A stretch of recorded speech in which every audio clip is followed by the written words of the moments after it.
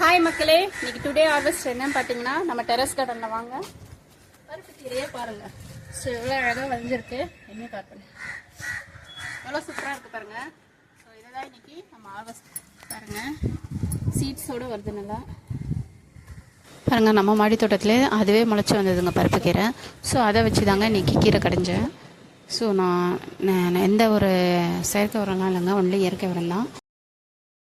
So பருப்பு கீரை எவ்வளோ வந்திருக்கு பாருங்கள். இதுதான் பருப்பு கீரை ஹார்வெஸ்ட். அதுக்கப்புறம் என்ன பார்த்திங்கன்னா, நம்ம நித்திய மல்லி எப்பவும் போல் நிறைய பூத்திருந்தது. ஸோ அதையும் கொஞ்சம் பறிச்சுக்கிட்டேன். நித்திய மல்லியை பறிக்க எனக்கு ரொம்ப 20 நிமிஷம் அரை ஆகுதுங்க. ஏன்னா ஒரு 1.5 முழம் கிட்ட வருது, பறிக்கவே முடியல. ஒரு கெட்டதுக்கு மேலே நான் கொஞ்சமாக பறிச்சுட்டு விட்டுடுறேன். நல்லா நம்ம கிளையை உடச்சி விட்டிங்கன்னா நல்லா வளருதுங்க. ஸோ ஒவ்வொரு துளிரில் நம்ம உடச்சி விடும்போது துளிர் வரும். அந்த துளிர்லேருந்து பூ மொட்டு வைக்குதுங்க. நீங்கள் கூட ட்ரை பண்ணி பாருங்கள். பாருங்கள் எவ்வளோ சூப்பராக இருக்குது. அங்கங்கே அப்படியே மொட்டு பூவாக தான் இருக்குது. பறிக்க தான் என்னால் முடியல. ஸ்மெல்லும் சூப்பராக இருக்குது. பாருங்கள் எவ்வளோ பறிச்சிருக்கேன்னு.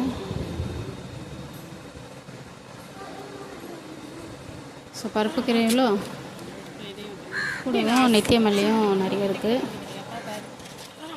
இது நான் கொஞ்சம் பறிக்காமல் விட்டேங்க, பாதி தான் பறித்தேன்.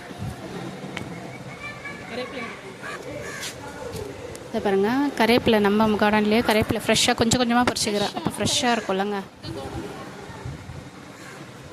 செம்ம ஸ்மெல். அப்புறம் வாங்க லெமன் பக்கம் போகலாம். பழுத்துச்சு ஆனால் லெமன். ஸோ ஜூஸ் போட்டு நாளைக்கு குடிக்கலாம். நீங்கள் வாங்க பிரண்டை பாருங்கள். பிரண்டை கூட ரெடியாக இருக்குது துவையலுக்கு. நாளைக்கு எடுத்துக்கலாம், நாளைக்கு கீரைன்றதுனால வேணாம். ஸோ முருங்கீரையும் இப்போ தான் வந்துருக்குறாங்க, இவங்களும் இன்னொரு நாள் பார்த்துக்கலாம். பாருங்கள் பருப்பு கீரை, நித்திய மல்லி, ஒரு லெமனு, கருவேப்பிலை தேவையானதை எடுத்துக்கிட்டேன் நாளைக்கு. ஸோ இதில் ஃபோட்டோவும் எடுத்துக்கிட்டேன் நான். பார்க்கும்போது ரொம்ப மனசுக்கு மகிழ்ச்சியாக இருக்குங்க. Happy gardening. கருவேப்பிலை சூப்பராக இருக்குது, ஃப்ரெஷ்ஷாக இருக்குது. அதை வச்சு தாங்க பருப்பு கீரை கடைஞ்சேன். உங்களுக்கு ஆச்சு பாருங்கள். இதில் பருப்பு வெங்காயம் இந்த கலையெல்லாம் போட்டு கடைஞ்சோம். எவ்வளோ சூப்பராக வந்திருக்கு. டேஸ்ட்டாகவும் இருந்ததுங்க. அதுக்கு கொத்தவரங்காய் பொரியல் பண்ணிவிட்டு பார்த்திங்கன்னா பூண்டு ஊறுக்காய் கொஞ்சம் பூண்டு ஊறுக்காய் வச்சுக்கணும்.